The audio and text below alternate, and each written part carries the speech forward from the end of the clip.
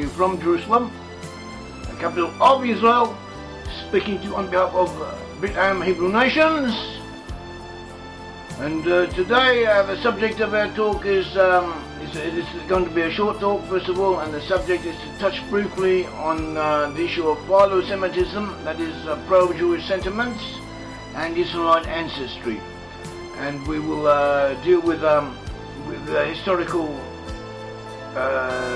phenomena that occurred in the recent past and that led to the establishment of the State of Israel. We have a new book, The Tribes. Actually, it's our first book, but in the new edition, the edition number 4, the 4th edition. This book is a classic in its own right, and this book is very important. It gives a very good summary of all of our teachings and all of our findings, and it is to be recommended. And through our website, details as to how it may be purchased may be found. I exhort all of you to get hold of this book. Also, the subject of what I talk or we speak about is to be taken from this book. It's to be taken from a section of this book. From the very first chapter is something that we speak of, and something that is very pertinent. We, as you know, the Lost 10 Tribes were part of the original 12 tribes of Israel. 12 tribes of Israel split into two different sections. The northern section was in the north, obviously, and they were 10 tribes out of 12. They were the majority of the Israelite tribes. They were taken away by the Assyrians. They lost consciousness of their identity, of their ancestry, and they are known as the Lost 10 Tribes of Israel. And these lost 10 tribes of Israel, these 10 tribes of Israel, moved to the north. They had been taken to areas of Mesopotamia, the foothills of the Caucasus Mountains, and neighboring regions on the outskirts of the Syrian Empire. And from there, after achieving their independence and going through different permutations, different political alliances, wars and so on, they eventually moved to the north into southern Russia, and from there they moved to the west. And there were others also went through Turkey and all that came up through Southeast Europe, also moved to the west. And there were still others whom the Syrians had sent to the west in Philistine and Phoenician ships. The Philistines or the Minoans working as proxies of the Assyrians, and so did with the Phoenicians, and they had settled them directly by taking them overseas in the west. Doesn't really matter, or it does matter, but for all, the bottom line is that they reached the west. So they coalesced, they re-emerged, and they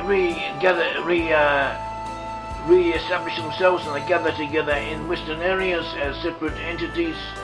Different portions of the different tribes rejoined each other, and they established themselves in Western Europe, and their descendants are to be found now in Western Europe or amongst the British peoples in North America, Australia, New Zealand, and so on. And that is what we hold, that's what we have proven, that is what we speak about. We also say that the Israelite identity, the Israelite ancestry, even though they had lost consciousness of it, it aroused itself, it gave expression to itself in their historical deeds, in the things that they did in history, in their attitudes, in their ideals, in their predilections, in their national instincts, in the national character. This obviously does not apply on so much on the individual level, but on the national level, as the collectives, they did give expression to their Israelite ancestry, and also the great men amongst them did realize this inner soul, this inner Hebraic soul of theirs, and also gave expression to it.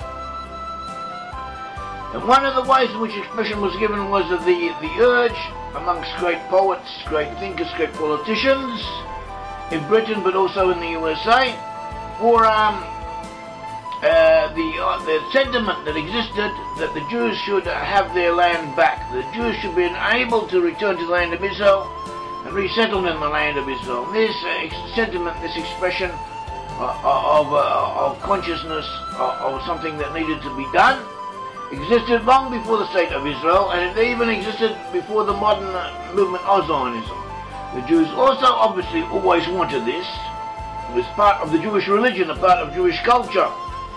but only in the last century or so, or a little bit more, did these sentiments take political form in the modern sense of a conscious movement. And so too, these same similar sentiments amongst the British, amongst the Americans, also gave form to a movement, a political movement, which is known as Restorationism. Restorationism meaning the restoration or the restoring of the Kingdom of Israel, and in this case of that portion of it that pertained to Judah, of the Jewish kingdom.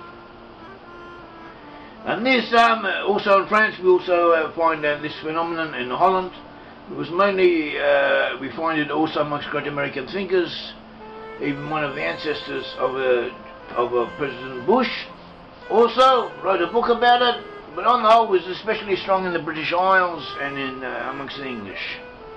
Though too we find amongst the Irish and the Welsh and the Scottish, there were also proponents of this notion of the idea of restorationism, and it did have an effect. It was a political force.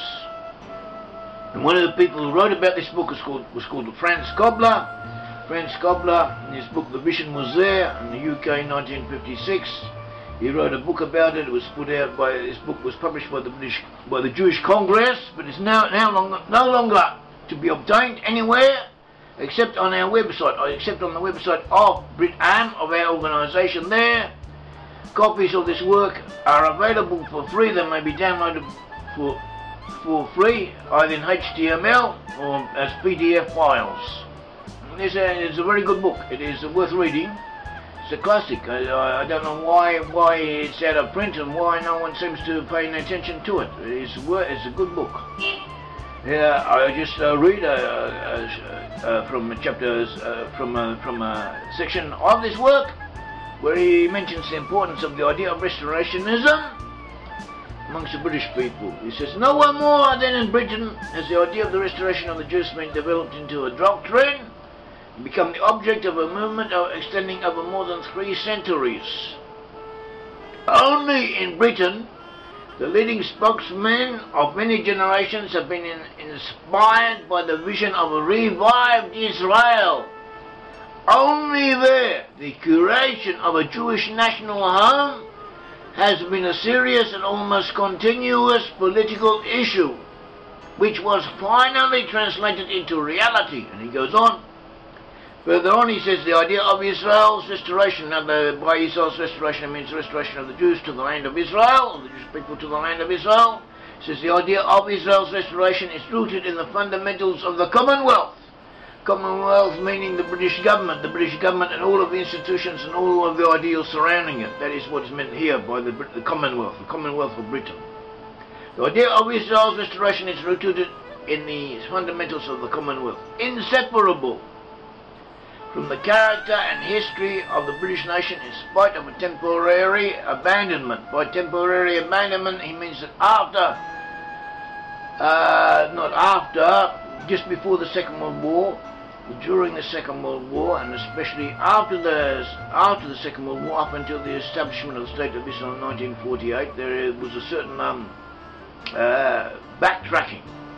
Just going to very briefly into a little bit of history. In 1917, the British declared the Balfour Declaration. They issued the Balfour Declaration, which said that the Majesty's government, the government of Britain, will favour upon the establishment of Jewish faith within the boundaries of the historical land of Israel. More or less, that's what they said. And this was issued in 1917, and towards the end of the First World War, at that time they were fighting against the Germans, Austrians and the Turks in the First World War. The Austrians had the Ottoman Empire. The Ottoman Empire of the Turks controlled the whole region of Syria and of Palestine, and what later became Israel, Jordan, all that region, also Arabia. All that region, Iraq, all that region belonged to the Turkish Empire, and the Turks had joined the Germans and fought against the Allies, and they were about to be defeated, and the Turkish Empire was about to be dismembered, broken up into different entities. and in some cases given independence, in other cases sit under protectorates of the British or the French. And the British had then declared that they would look with favour upon the establishment of a Jewish homeland in the land of Israel. And this was in 1917. After that, the British did encourage Jews to come to the land of Israel, to what had previously been known, or still known then as Palestine. And Jews did come, and also there were Jewish organisations, political organisations, the Jewish Agency and so on, who also assisted in this process. Jewish money and the Jewish immigrants came to this area, and they developed the country with British help under protection of the British, and with the direction and support of the British.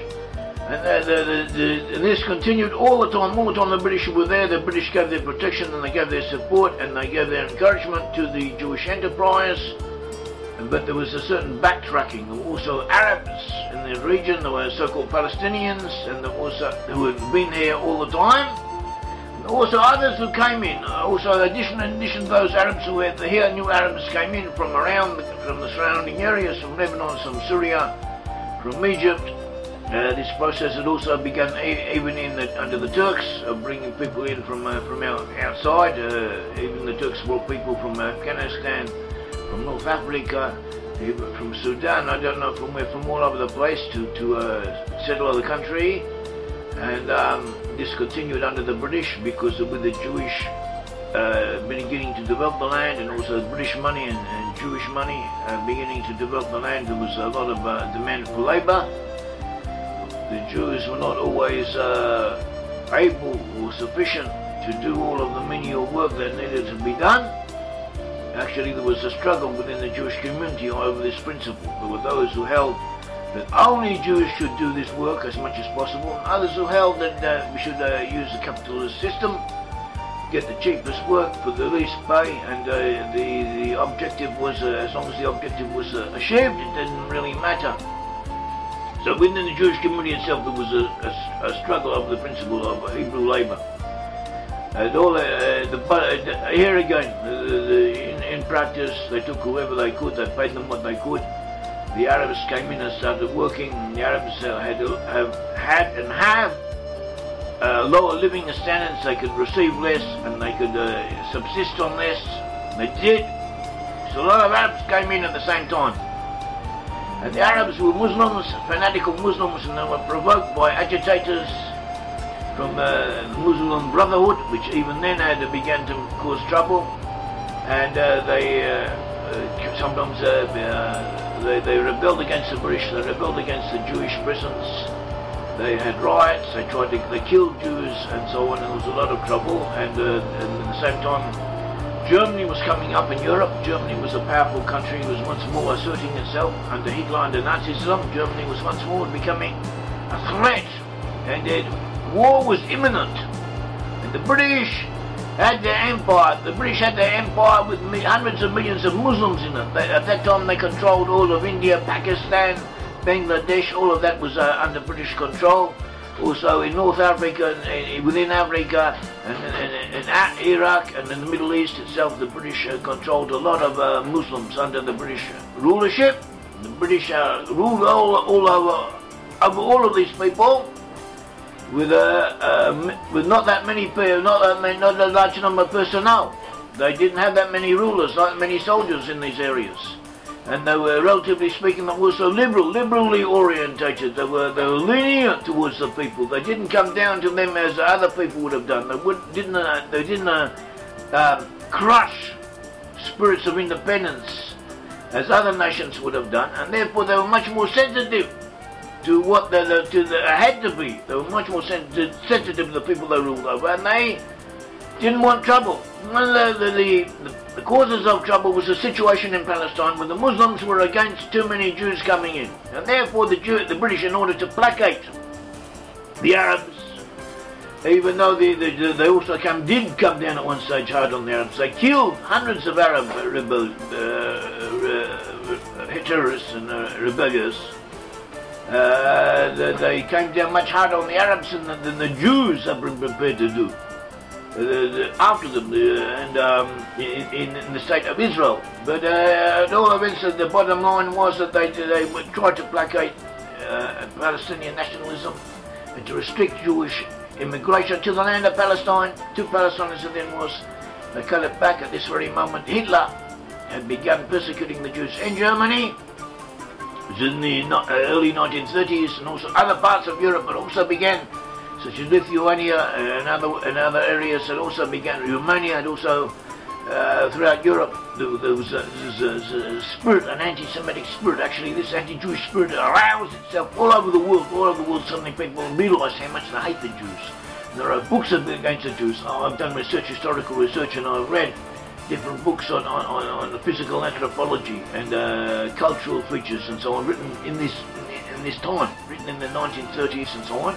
And you could smell it, you could see it. There was a change towards the Jews, and the Jews were being depicted even in scientific books as somehow inferior, somehow as a menace. There's also all kinds of conspiracy theories going on. But a lot of people believed it, as they still do, even though the responsible people no longer accept them, academics no longer believe in them, and that. But previously, in the 1930s, some of them did. And even now, these ideas are still very popular at a certain level. They are very widespread, and they are very popular. And hundreds of books are printed on this subject, and DVDs and all kinds of lectures and lecture circuits. And there's a whole industry, a multi-million-dollar industry of people feeding the conspiracy theories and the ideas, which are often anti-Semitic, anti-Jewish, also anti-American, anti-British, and so on. But nevertheless, this industry, this subculture existed then and exists now, and had it also. Then it was much more influenced than it later became, much more influential than it is at present. But even now, we don't dismiss it.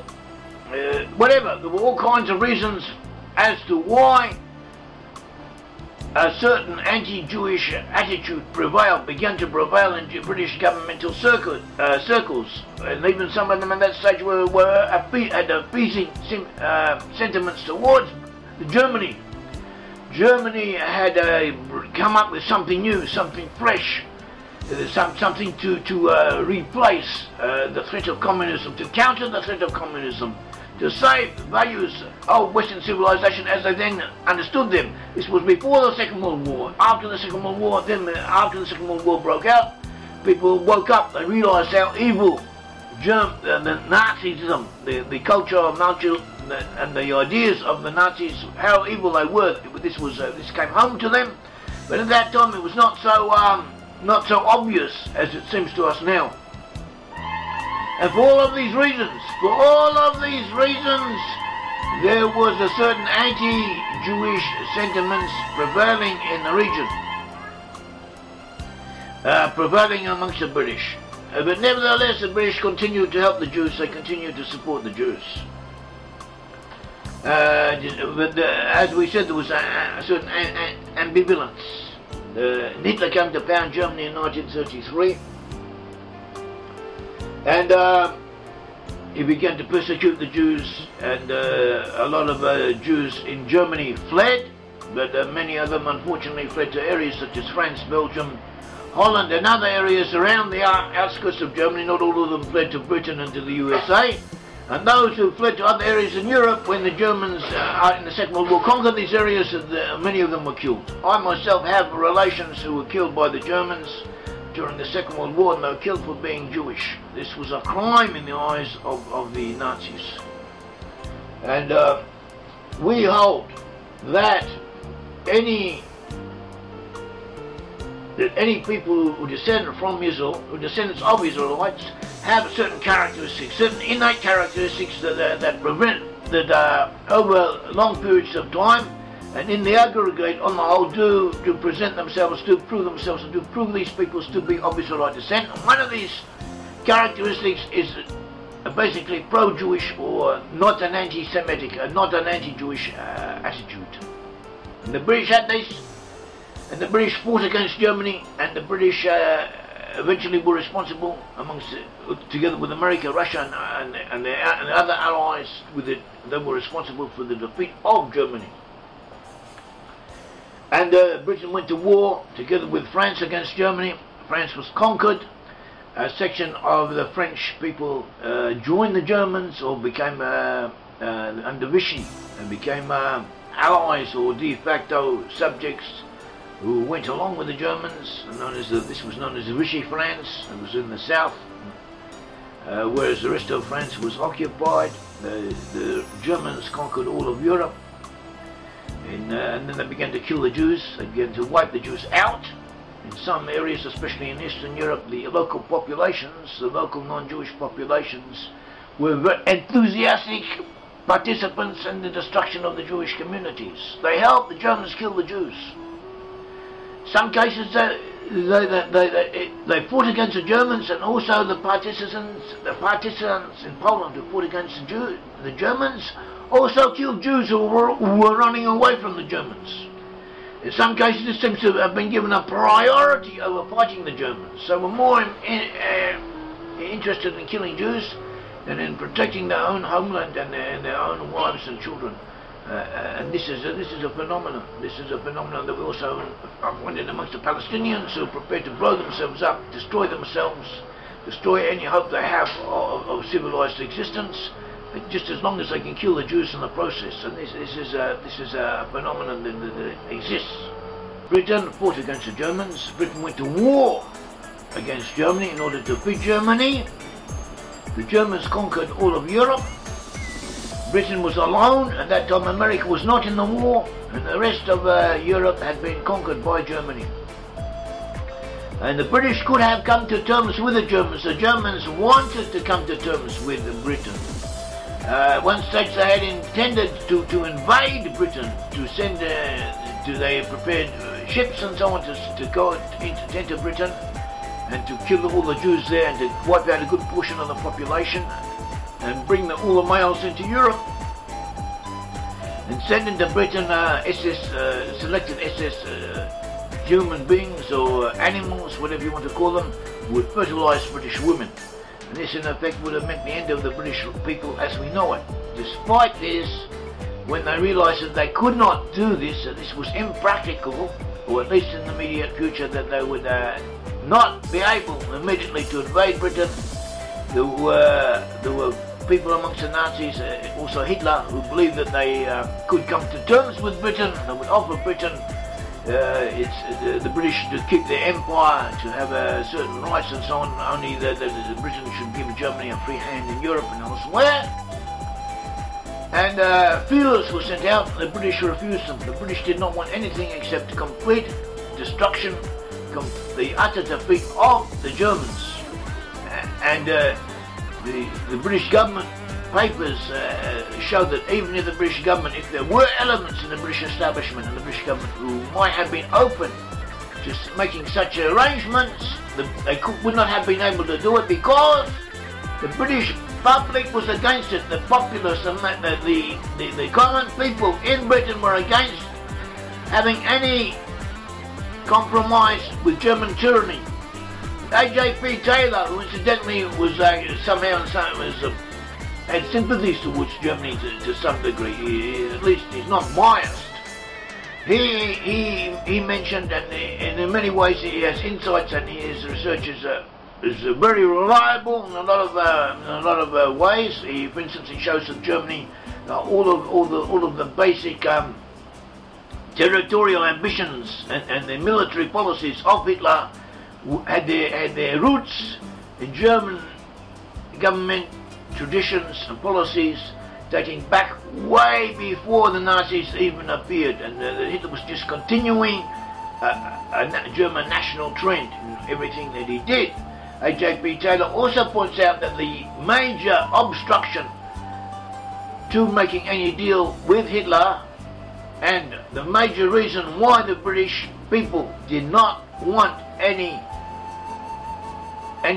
cohabitation, as if to say, any contamination with Germany, from Germany, was because of the way Hitler had treated the Jews, or the way Hitler was treating the Jews, its persecution of the Jewish people and so on. And this was even before details of what was going on the Holocaust, of the physical destruction of the Jewish people, had become known to the public.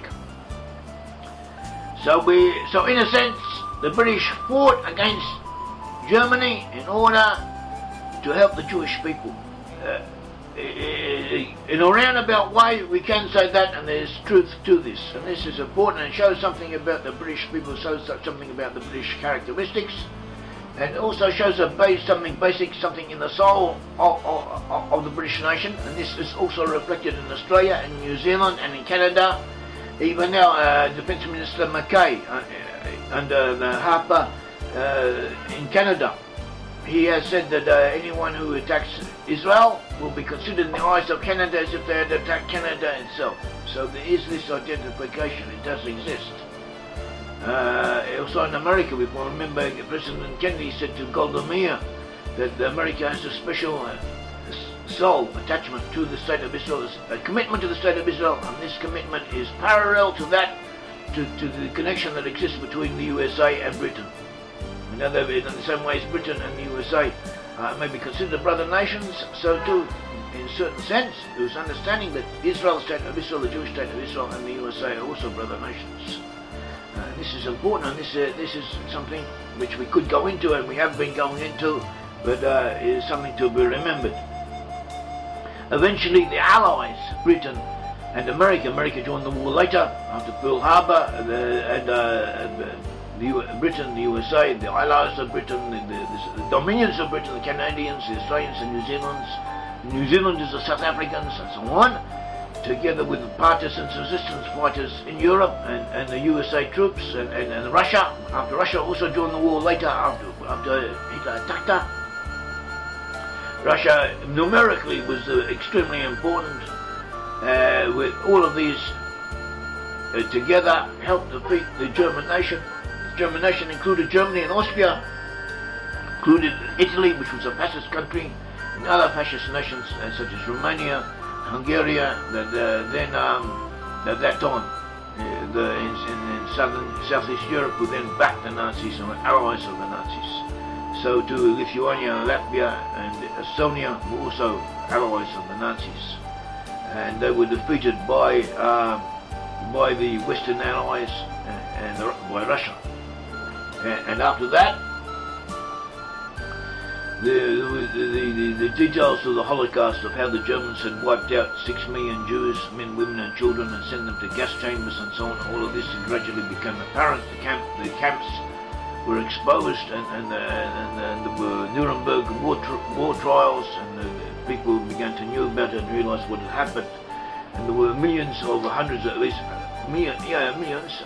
Jewish refugees, or hundreds of thousands in certain areas in Germany and so on, who didn't have anywhere to go, and a lot of these, some of these went to America, some of these went elsewhere. A lot of them came to the State of Israel and wanted to come to the State of Israel, so there was a lot of pressure on the British to allow these refugees to come to the land of Palestine, which as it was then, because there was nowhere else for them to go, and a lot of them did not want to go anywhere else anymore.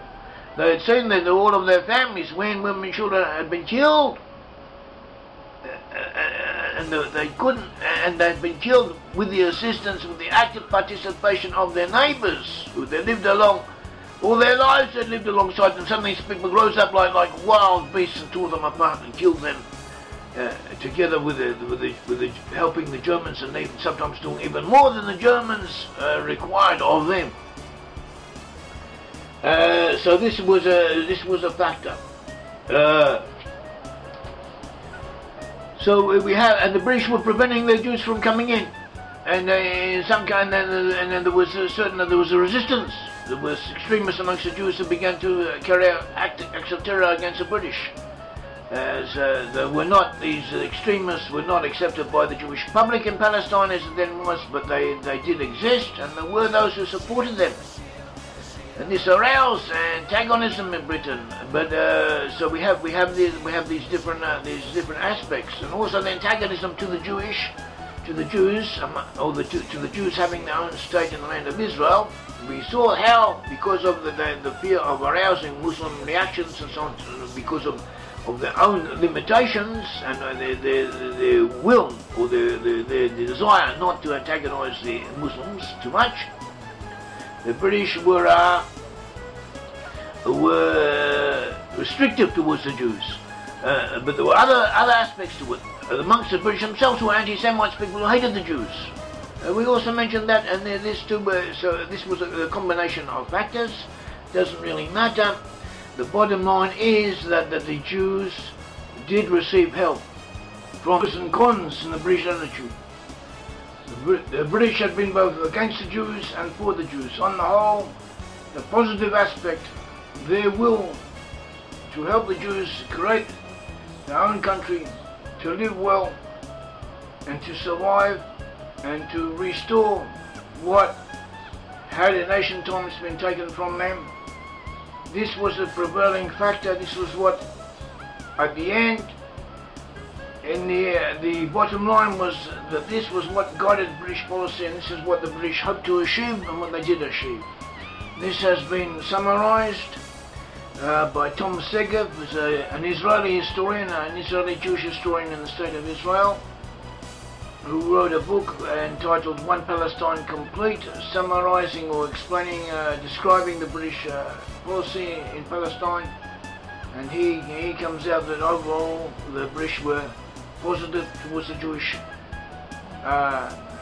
aspirations. Just give a few short aspects, a few short extracts from what he wrote, and then we'll sum up the whole story. He says, the British kept their promises to the Zionists. They opened up the country to mass Jewish immigration. By 1948, the Jewish population had increased by more than tenfold.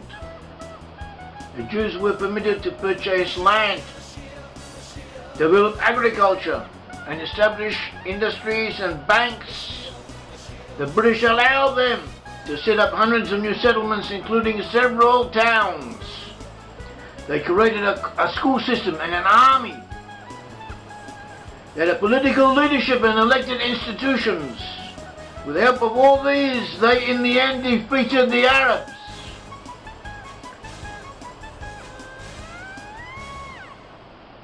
All under British sponsorship, all in the wake of that promise of 1917.